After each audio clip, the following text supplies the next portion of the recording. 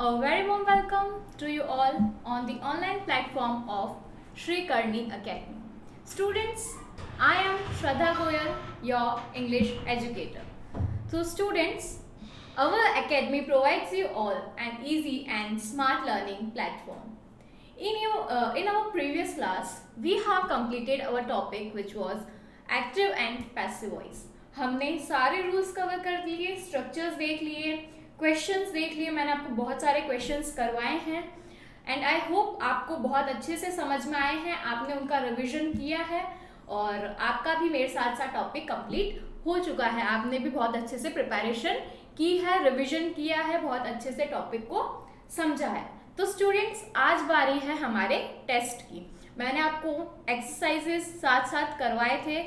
हर एक टेंस के साथ मैंने उनकी एक्सरसाइज इस बार साथ में ही करवाई थी. तो आज हम टेस्ट से स्टार्ट करते हैं. तो students, here is your test starts. Okay, all the best, all the very best to all.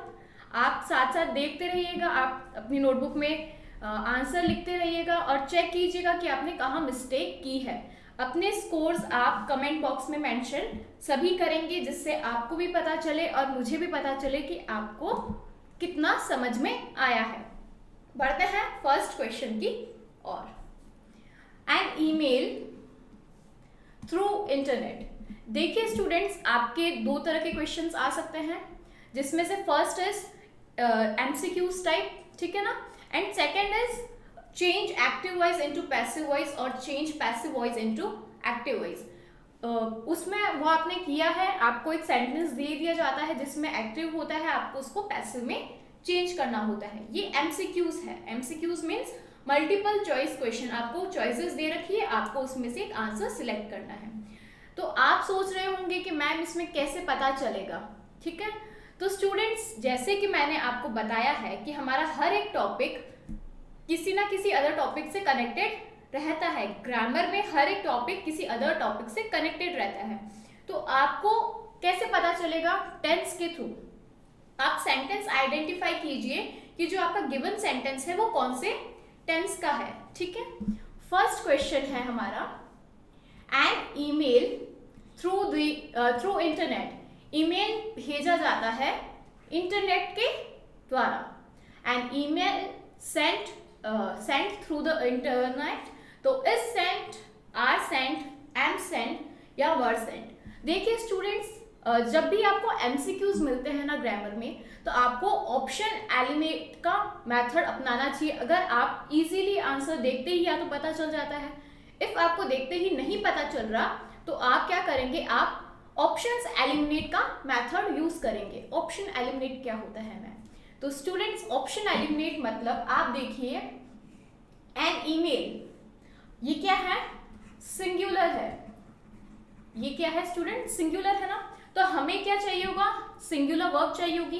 तो देखिए, इज सिंगुलर वर्ब है, हाँ है. आर सिंगुलर है क्या? आर तो हम प्लूरल के साथ लगाते हैं, तो ये ऑप्शन नहीं हो सकता.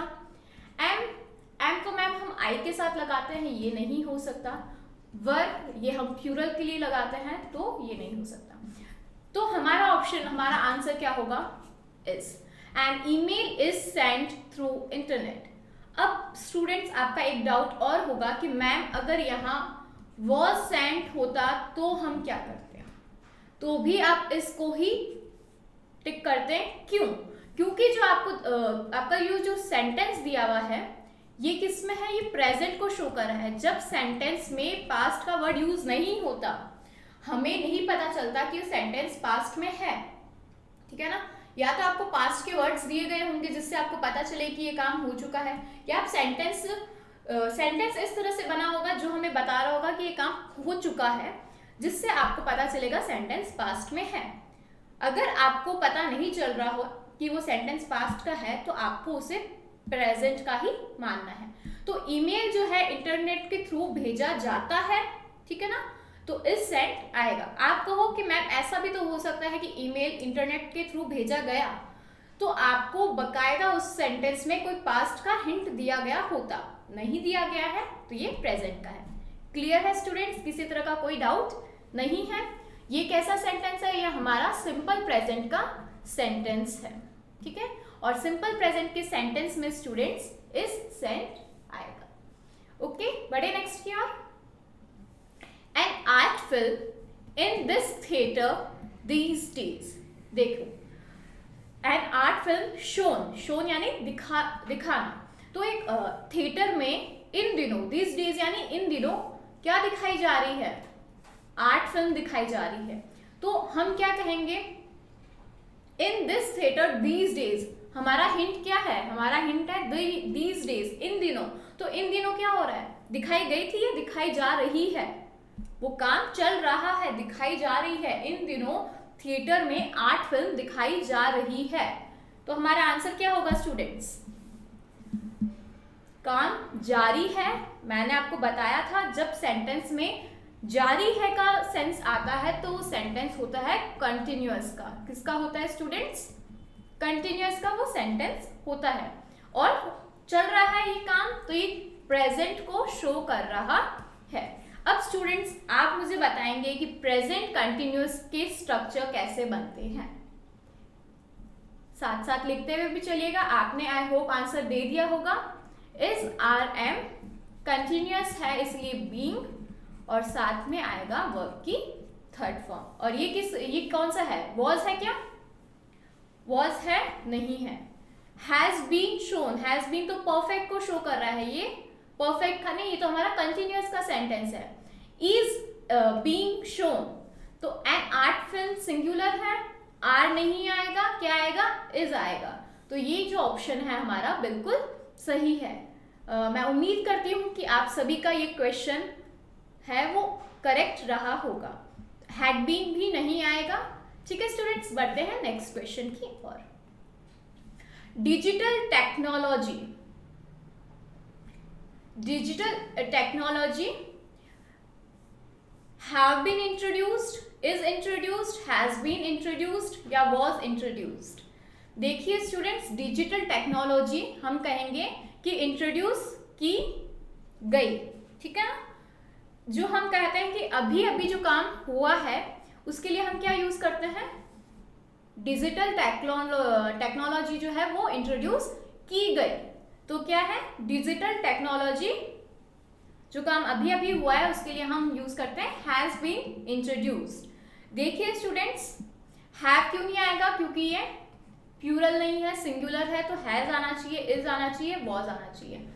इज इंट्रोड्यूस्ड इसको सिंपल प्रेजेंट में बना देता है कि डिजिटल टेक्नोलॉजी अभी इंट्रोड्यूस की गई है। तो क्या डिजिटल टेक्नोलॉजी, आप खुद अपना माइंड लगाइए और बताइए कि अभी ही इसे इंट्रोड्यूस किया गया है क्या, नहीं, ये की जा चुकी है। मतलब ये जो काम है बहुत पास्ट में नहीं, पर ऐसा है कि जो काम अभी अभी हुआ है, जैसे हम कहते हैं ना ये काम अभी हुआ है, इसकी जगह हम वॉज का भी यूज कर सकते हैं, लेकिन परफेक्ट में, प्रेजेंट परफेक्ट में ये ज्यादा बेटर है। ठीक है स्टूडेंट्स, बढ़ते हैं नेक्स्ट की ओर। The debate competition last week, जो डिबेट कॉम्पिटिशन थी स्टूडेंट्स वो लास्ट वीक क्या हुई है, ऑर्गेनाइज्ड हुई है। लास्ट वीक से हमें क्या पता चल रहा है कि ये जो काम है वो लास्ट वीक हो गया, ठीक है ना। एक डिबेट कंपटीशन थी जो ऑर्गेनाइज ऑलरेडी हो चुकी थी, लास्ट वीक से हमें पता चल रहा है कि काम हो चुका है, पास्ट में कंप्लीट हो गया है। तो उसके लिए हम क्या यूज करेंगे, हमें पता चल रहा है कि सेंटेंस पास्ट टेंस का है, हमें पता चल रहा है सेंटेंस किसका है स्टूडेंट्स, पास्ट टेंस का है।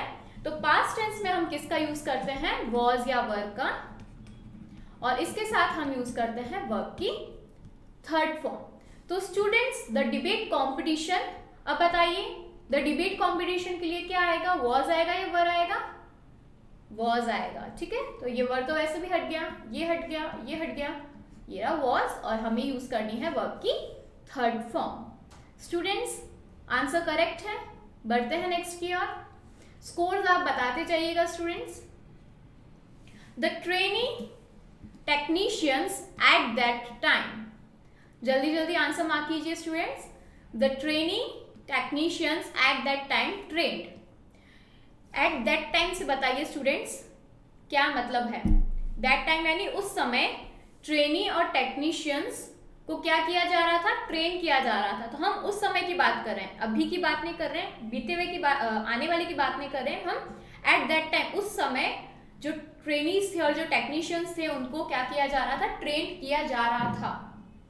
तो आप बताइए ये काम पास्ट में चल रहा था, यही सेंस निकल रहा है ना सेंटेंस का। तो पास्ट में कोई काम चल रहा था, उसके लिए कौन सा टेंस होता है स्टूडेंट्स?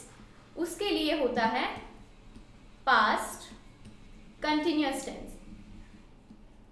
स्टूडेंट्स अगर इस तरह के क्वेश्चंस आप करना सीख जाएंगे, आप क्वेश्चंस देखते ही टेंस पहचानने लग जाएंगे, तो आपके लिए टेंस, नरेशन और स्पीच, ये जो एक्टिव पैसिव वॉइस है, ये सब बहुत इजी हो जाएंगे। सबसे मेन जो चीज़ होती है वो होता है टेंस पहचानना।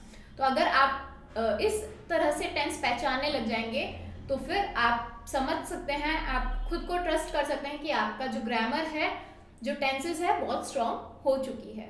तो देखिए जो ट्रेनी और टेक्नीशियंस थे उन्हें उस टाइम पे ट्रेन किया जा रहा था, यानी काम चल रहा था। तो हमें क्या यूज करना है, वॉज, वर और वर्ब की नहीं, पहले बीइंग कंटिन्यूअस है ना, आईएनजी लगाना नहीं भूलना है, और वर्ब की थर्ड फॉर्म। तो देखिए स्टूडेंट्स, ऐसा स्ट्रक्चर कहाँ है? आर, क्या आर आएगा? प्लूरल के लिए आर आता है नो डाउट, लेकिन एट दैट टाइम से हमें पता चल रहा है कि हमारा जो सेंटेंस है वो पास्ट का है, इसलिए ये प्रेजेंट कंटिन्यूअस के लिए आता है, तो ये नहीं आएगा।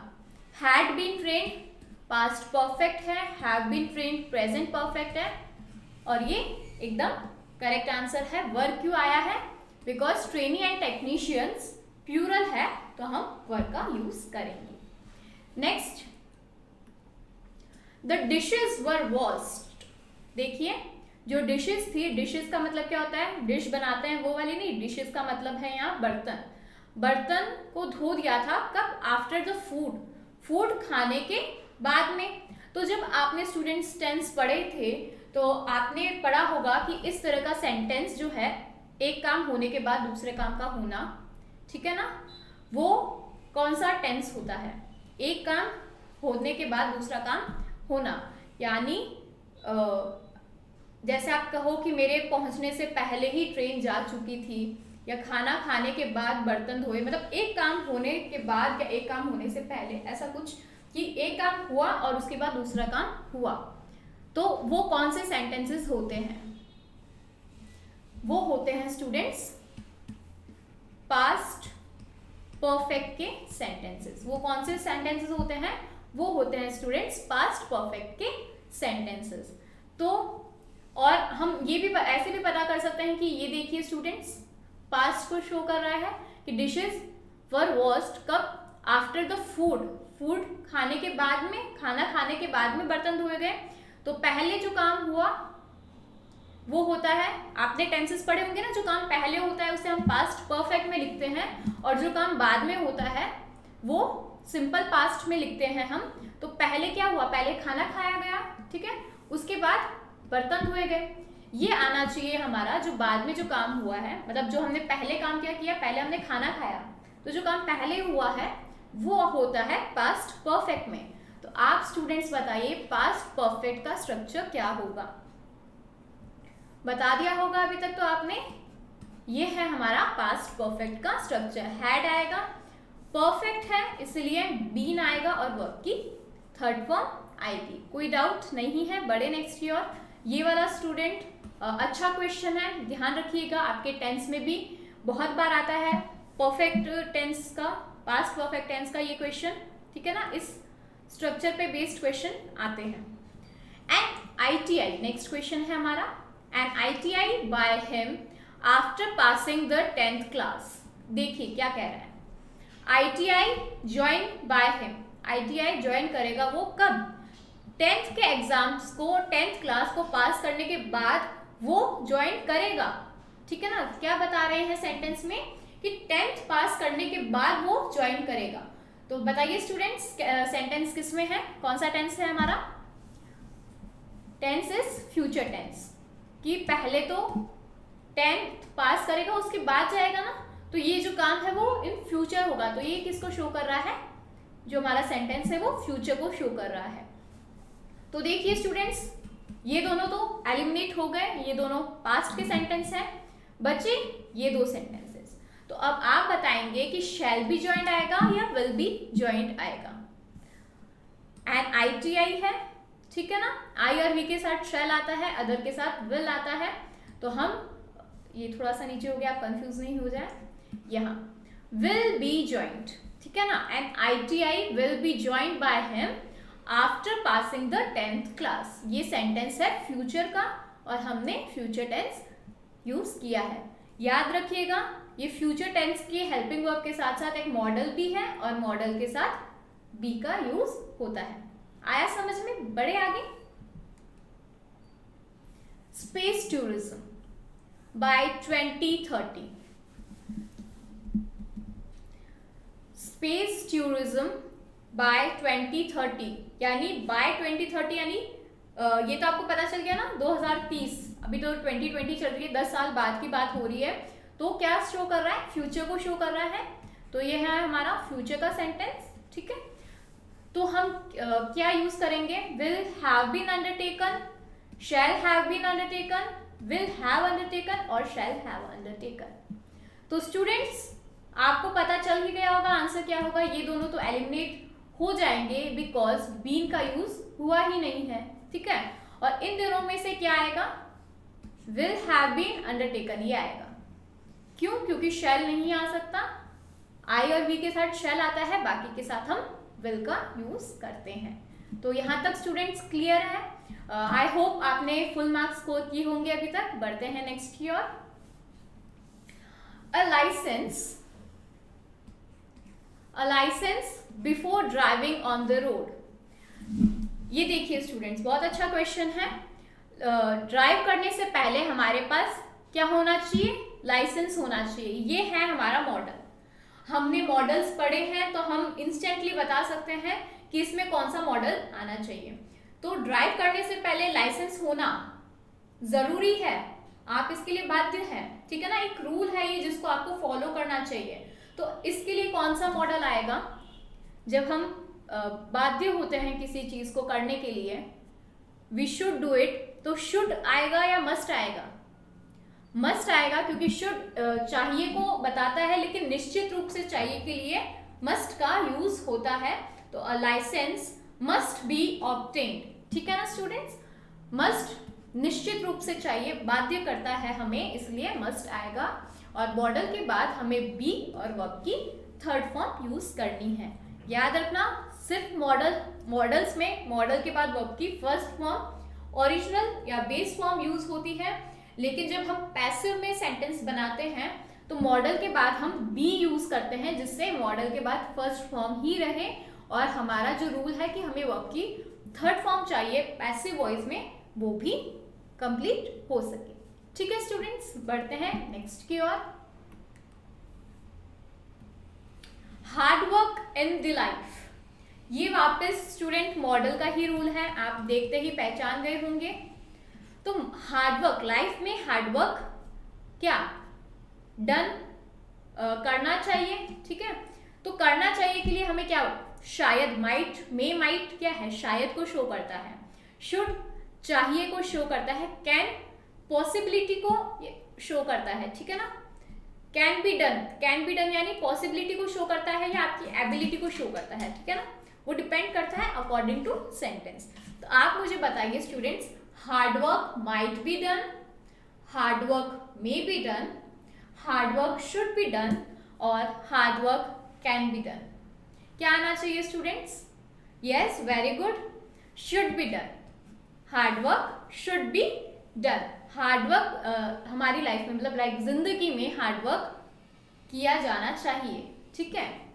आंसर समझ में आ गया होगा, ये इसमें तो किसी ने गलती की ही नहीं होगी।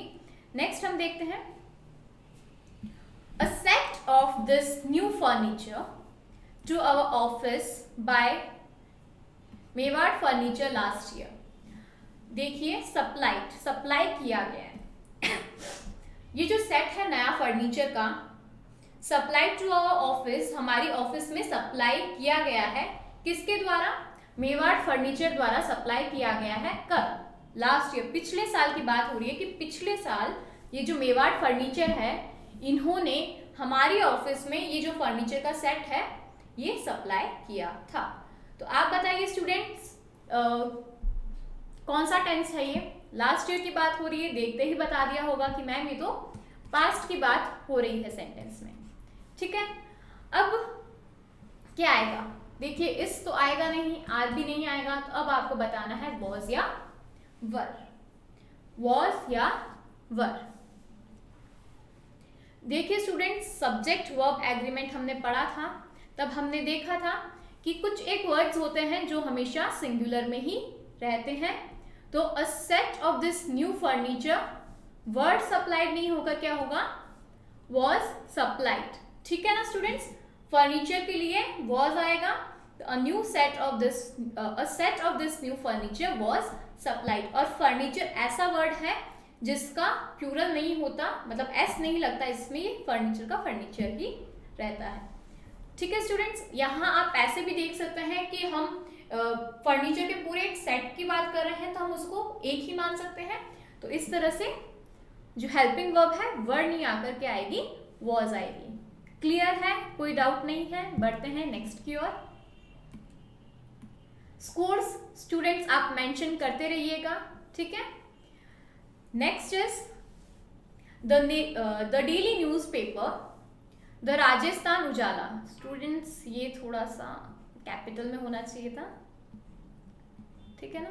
ओके, द डेली न्यूज़पेपर, क्या नाम है उसका? The Rajasthan Ujala. In our town even now publish, यानी ये जो न्यूज़पेपर है हमारे टाउन में इवन नाउ क्या शो कर रहा है? इवन नाउ, अभी भी पब्लिश किया जाता है। ये अभी भी, इवन नाउ यानी अभी भी, तो इवन नाउ क्या शो कर रहा है? कौन सा टेंस शो कर रहा है? आप सभी ने सोच लिया होगा, आपने बता दिया होगा और एकदम सही बताया होगा, प्रेजेंट को शो कर रहा है। इवन नाउ किसको शो कर रहा है स्टूडेंट्स? प्रेजेंट को शो कर रहा है। तो प्रेजेंट के लिए देख लीजिए स्टूडेंट्स, ये तीनों ही नहीं है, बचा last option, is published. The daily newspaper the Rajasthan Ujala is published in our town even now. Students, test इसलिए लिया जाता है जिससे आप खुद देख सके कि आप कहाँ स्टैंड करते हैं, आपको कितना ज़्यादा समझ में आया है, और टेस्ट देकर ही आपका जो कॉन्फिडेंस है और ज़्यादा बिल्डअप हो सकता है। आपको खुद को समझ में आएगा कि आपका वीक पॉइंट क्या है, आपका स्ट्रॉन्ग पॉइंट क्या है। तो स्टूडेंट्स, टेस्ट को मिस मत करिए, बहुत अच्छे से टेस्ट दीजिए और पूरे ऑनेस्टी के साथ टेस्ट दीजिए। ठीक है, चलो बढ़ते हैं नेक्स्ट क्वेश्चन की ओर। रामायण बाय तुलसीदास। रामायण किसके द्वारा लिखी गई है? तुलसीदास जी के द्वारा। तो Ramayan are written, Ramayan was written, Ramayan will be written, Ramayan was been written.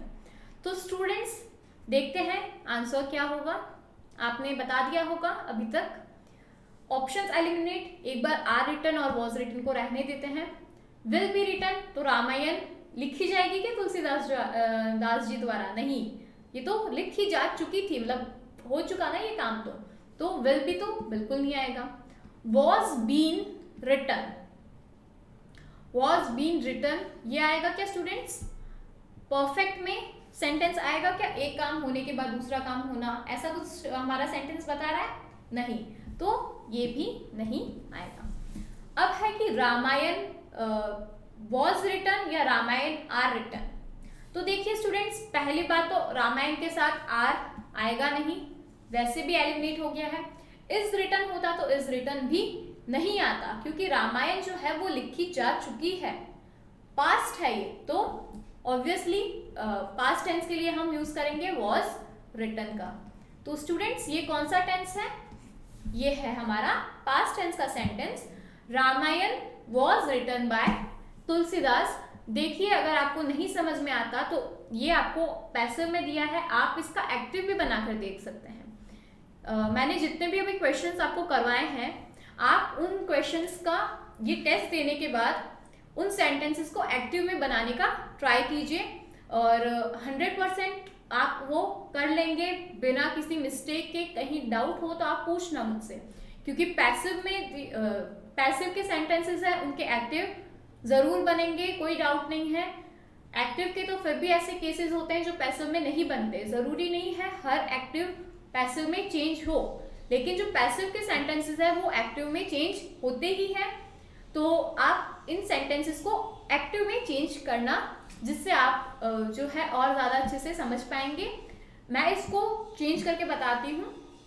Ramayan was written by Tulsidas, तो हम इसका एक्टिव कैसे लिखेंगे स्टूडेंट? तुलसीदास रोट रामायण, ठीक है ना। तुलसीदास रोट रामायण, तो हम कहेंगे Ramayan was written by Tulsidas. आया समझ में? इस तरह से ये एक्टिव में आप बनाने की कोशिश कीजिएगा, कोशिश नहीं करनी है, आपको बनाना ही है, ठीक है ना। और मुझे पता है मेरे स्टूडेंट्स बनाएंगे ही। और इतने अब मास्टर्स हो चुके हैं, हमने बहुत क्लासेस ले ली है एक्टिव पैसिव की, बहुत डिटेल में हमने पढ़ा है। तो अब पैसिव से एक्टिव बनाना भी आपके लिए बहुत ज़्यादा इजी हो गया होगा। बढ़ते हैं नेक्स्ट क्वेश्चन की ओर। The sale of tickets for the show, जो शो है उसके लिए टिकट्स की सेल है उसकी बात की जा रही है। फ्रॉम नेक्स्ट वीक, देखिए स्टूडेंट्स यहाँ बहुत अच्छा क्वेश्चन है। यहाँ आपको पता चलेगा कि आपकी जो टेंस है वो कितनी स्ट्रॉन्ग है। देखिए क्या कह रहा है, नेक्स्ट वीक से इस शो की जो टिकट्स है वो बिकनी स्टार्ट हो जाएगी, मतलब होने वाली है। जो टिकट्स है इस शो की वो नेक्स्ट वीक से बिकने वाली है, स्टार्ट होने वाली है बिकना, ठीक है। तो ये कैसा सेंटेंस है? आपने जब present tense, simple present tense पढ़ा है स्टूडेंट्स, तब आपने एक चीज देखी होगी, आपने एक रूल पढ़ा होगा कि फ्यूचर में होने वाले काम जो पहले ही डिसाइडेड है, ऐसा एक आपने पढ़ा होगा एक रूल कि जैसे हम कहते हैं कि आईपीएल है वो मंडे से स्टार्ट हो रहा है, तो ये क्या है, ये फिक्स्ड है ना कि होगा तो फ्यूचर में, लेकिन इसका जो प्लान है वो फिक्स्ड है, अभी फिक्स्ड है, तो वो हम यूज करते हैं सिंपल प्रेजेंट में, ठीक है ना। आपने ये पढ़ा होगा सिंपल प्रेजेंट में कि चाहे फ्यूचर का काम है लेकिन उसका जो प्लानिंग है वो अभी फिक्स्ड है कि ये इस टाइम होगा, तो वो सेंटेंस होते हैं सिंपल प्रेजेंट के। वैसे ही ये वाला सेंटेंस है हमारा कि जो इस शो की जो टिकट्स हैं उनकी जो सेल है वो नेक्स्ट वीक से स्टार्ट होने वाली है। ये क्या है स्टूडेंट्स? ये है सिंपल प्रेजेंट का सेंटेंस, ठीक है ना। बहुत अच्छा क्वेश्चन है स्टूडेंट्स ये। यहाँ अक्सर स्टूडेंट्स मिस्टेक कर देते हैं, लेकिन आपको मिस्टेक नहीं करना है, आपने मुझसे सीखा है तो आप यहाँ मिस्टेक नहीं करेंगे। तो इसका क्या होगा, sale of tickets for the show, यहाँ सब्जेक्ट क्या है, टिकट से क्या सेल है, ठीक है ना। तो सेल के लिए आएगा is started, the sale of tickets are started, नहीं इज स्टार्टेड। हमने सब्जेक्ट वर्ब एग्रीमेंट का रूल भी देखा है, जिसमें हमने देखा है कि किसकी बात हो रही है, या हमें ये देखना है, हम टिकट्स की बात नहीं कर रहे हैं, हम बात कर रहे हैं सेल की। जो सेल है वो स्टार्ट होने वाली है नेक्स्ट वीक से। क्लियर है? इस क्यों आया ये भी क्लियर होगा, और इसको हमने प्रेजेंट में क्यों माना है ये भी क्लियर होगा, कोई डाउट नहीं है। कुछ स्टूडेंट्स ने मुझे लगता है यहाँ मिस्टेक की होगी। ये क्वेश्चन इसीलिए रखा गया है, इसलिए मैंने लिया है कि कहीं आप मिस्टेक करो या कहीं मैं आपको अच्छे से एक्सप्लेन कर सकूं, जिनको थोड़ा बहुत डाउट है उनको। और एक आध क्वेश्चन एग्जाम में ऐसे आते हैं जो घुमाकर दे दिए गए होते हैं, इसलिए इस तरह के ट्रिकी क्वेश्चंस भी आपको टेस्ट में देना ज़रूरी है, जिससे आपको एग्जाम लेवल की आपकी तैयारी हो सके। ठीक है स्टूडेंट्स, गलती नहीं करनी है। यहाँ अगर गलती हुई है कोई बात नहीं, एग्जाम्स में इस तरह के क्वेश्चन में कोई गलती नहीं होनी चाहिए। बढ़ते हैं नेक्स्ट की ओर। एवरी ईयर, हर साल, a grand fair in Pushkar in the month of Kartik. हर साल, ये जो काम है ये हर साल हो रहा है। बताइए स्टूडेंट्स क्या होगा इसका आंसर। एवरी ईयर अ ग्रैंड फेयर, ग्रैंड फेयर पता है ना, बड़ा मेला आयोजन होता है ना पुष्कर में, इन द मंथ ऑफ कार्तिक। तो हर बार जो कार्तिक के महीने में पुष्कर में एक बड़ा मेला आयोजित होता है। क्या आएगा? आर हेल्ड, देखिए स्टूडेंट्स हमारा सब्जेक्ट क्या है, ग्रैंड फेयर यानी बड़ा मेला, मेले की बात हो रही है। तो आर हेल्ड होगा, इज हेल्ड होगा, विल बी हेल्ड फ्यूचर को शो कर रहा है या पास्ट को शो कर रहा है। ये है जो हर बार चीज होती है, हम प्रेजेंट में ही बताते हैं ऐसे सेंटेंसेस को कि हर बार ये काम होता है। तो इसमें आएगा इज हेल्ड। देखिए स्टूडेंट्स आपने सही किया है या गलत, आई होप सही किया होगा आपने। इज हेल्ड आएगा, जो फेयर है जो मेला है वो सिंगुलर है, ठीक है ना, और इसके साथ इज आया है, वर्ब की थर्ड फॉर्म आई है, सेंटेंस प्रेजेंट टेंस का है। कोई डाउट नहीं है, बढ़े आगे। A number of horses, camels and other cattle. देखिए आपको याद हो तो मैंने बताया था कैटल प्लूरल होता है और इसमें एस नहीं लगता, हमने एक सब्जेक्ट वर्ब एग्रीमेंट में ये रूल किया था, देख लीजिए। एंड यहाँ एस नहीं लगा है। इस तरह से अगर आप देखते चलेंगे ना स्टूडेंट्स, तो इससे क्या होगा कि आप हर एक रूल को, हर एक अदर सब्जेक्ट के रूल से, हर एक अदर टॉपिक के रूल से कनेक्ट करते हुए चलेंगे, तो पहले वाला भी याद रहता जाएगा। तो a number of horses, camels and other cattle to sell in this fair, इस मेले में बेचने के लिए ब्रॉट यानी लाए गए हैं। नंबर ऑफ हॉर्सेस, देखिए हॉर्सेस भी है, कैमल्स भी है और अदर कैटल्स यानी अदर मवेशी भी है, उन्हें लाया गया है इस फेयर में बेचने के लिए। तो ये सिंगुलर है या प्लूरल, पहली बात तो ये कौन सा टेंस है, ये शो कर रहा है प्रेजेंट टेंस को। और सिंगुलर है या प्लूरल है, तो स्टूडेंट्स प्लूरल है, इसलिए क्या आएगा, आर आएगा और वर्ब की थर्ड फॉर्म आएगी। तो आंसर है आर ब्रॉट, ठीक है ना। बॉट और ब्रॉट में क्या डिफरेंस है, BROUGHT, ठीक है। बॉट और ब्रॉट में क्या डिफरेंस है, जब हम बाय करते हैं और जब हम ब्रिंग करते हैं, दोनों में डिफरेंस है। बाय यानी खरीदना, खरीदते हैं उसके लिए बॉट आता है, और लाते हैं ब्रिंग यानी लाना, लाने के लिए ब्रॉट आता है। यहाँ पर भी कंफ्यूजन हो जाती है, बॉट और ब्रॉट दोनों अलग अलग चीजें हैं।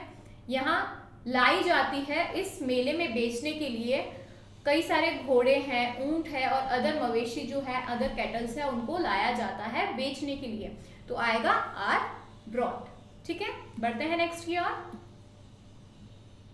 Children have a long vacation in summer, ये तो सबको पता है कि समर में लंबी छुट्टियां होती है बच्चों की।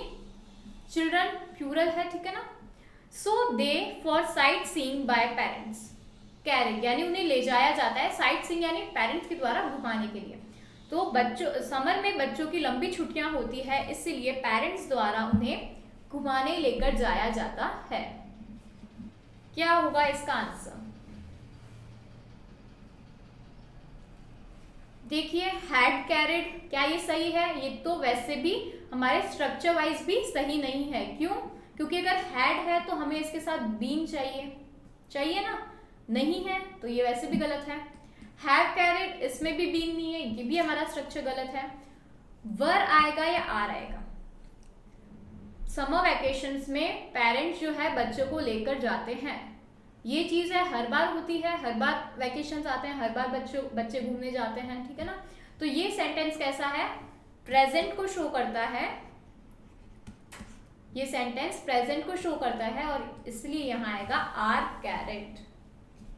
कोई डाउट है स्टूडेंट्स, नहीं है, आप मुझे कमेंट में मेंशन कीजिएगा, कमेंट में बताइएगा कि आपके कितने मार्क्स आए हैं।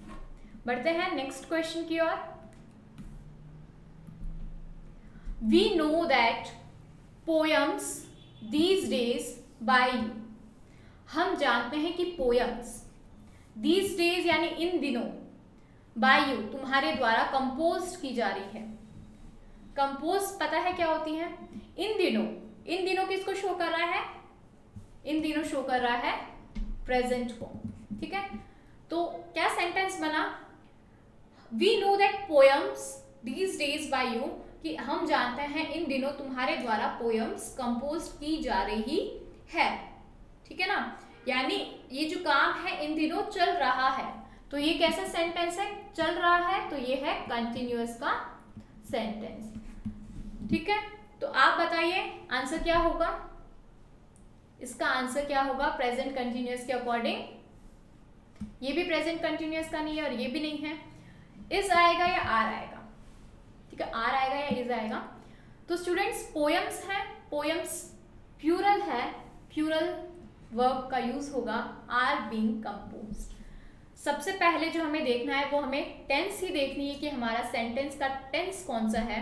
अगर हमें टेंस समझ में आ जाती है तो पैसिव बनाना या पैसिव के हेल्पिंग वर्ब्स या मेन वर्ब का यूज करके सेंटेंस को कंप्लीट करना बहुत इजी है। जहाँ दिक्कत आती है वो यही है कि आप टेंस पहचानने में गलती करते हैं। मैंने ये वाले क्वेश्चंस पहले इसलिए ही लिए हैं कि जब मैं आपको चेंज वाले जो क्वेश्चंस का टेस्ट लूँ तो आपको पता होना चाहिए कि सेंटेंस है कौन सा, तभी तो आप चेंज कर पाएंगे। ठीक है, तो इस तरह के क्वेश्चंस इसलिए करवाए गए हैं और यही जो क्वेश्चंस है थोड़े टफ होते हैं, जिनको थोड़ी दिक्कत होती है उनके लिए, अदरवाइज तो बहुत इजी है, कुछ भी हार्ड नहीं होता अगर आपको समझ में आ जाए तो स्टूडेंट्स आप ये अगर कर पाए हैं तो इट मीन्स मैंने बहुत अच्छे से पढ़ाया है और आपने बहुत अच्छे से समझा है। ठीक है, आंसर कर लिया हमने, बढ़ते हैं नेक्स्ट क्वेश्चन की ओर।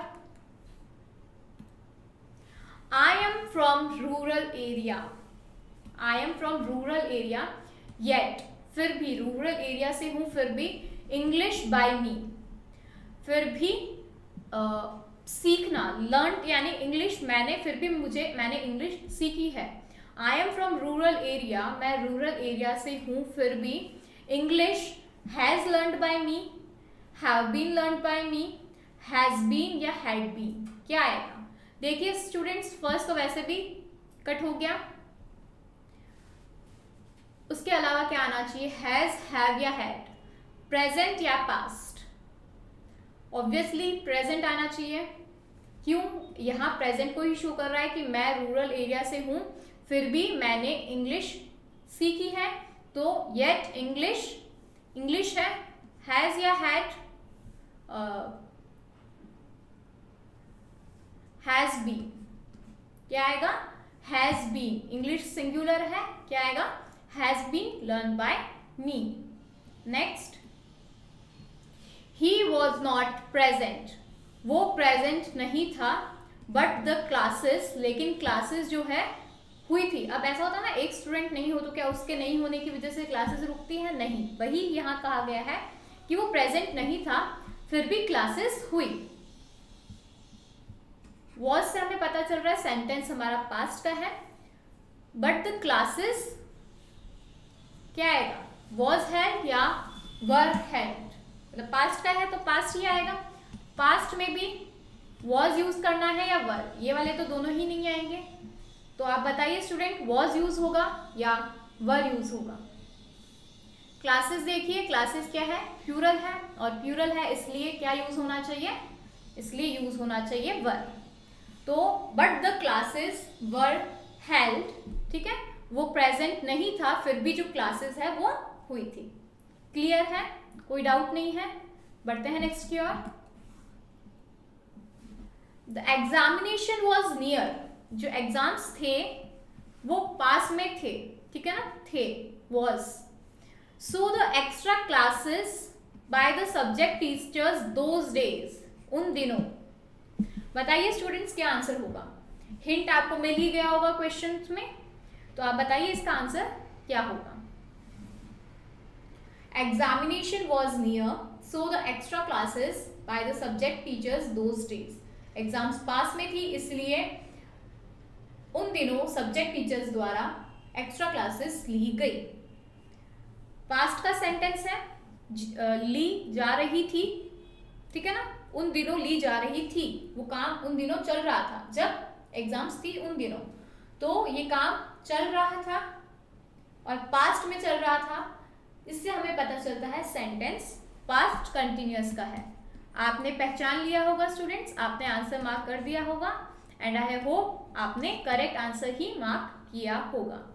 तो ये दोनों प्रेजेंट है, दोनों ही नहीं आएंगे, पास्ट का आएगा। पास्ट में किसको देखेंगे, सो the extra classes, extra classes क्या है, सिंगुलर है या प्लूरल है, प्लूरल है, वर बीइंग टेकन, राइट है आंसर, आपने राइट ही किया होगा, मुझे पूरी उम्मीद है।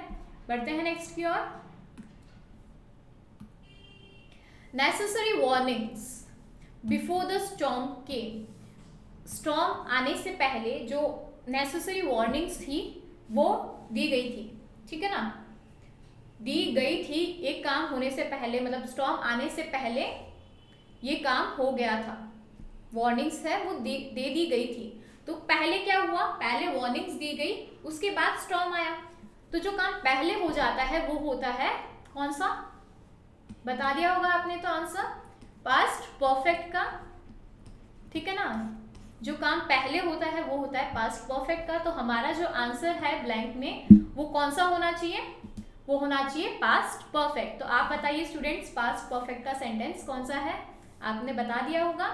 Right answer, had been issued, necessary warnings had been issued before the storm came। Clear है, कोई डाउट नहीं है। बढ़ते हैं नेक्स्ट की ओर।